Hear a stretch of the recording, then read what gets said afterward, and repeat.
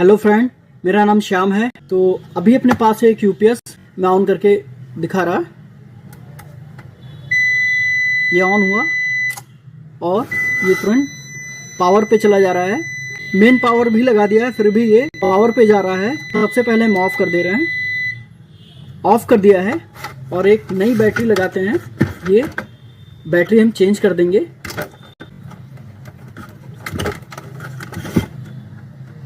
ये बैटरी और ये एक नई बैटरी है अपने पास।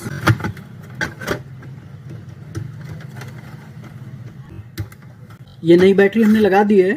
इसको हम फिर से ऑन कर रहे हैं और देखते हैं ये बैकअप पे जा रहा है या नहीं। तो ये प्रेस किया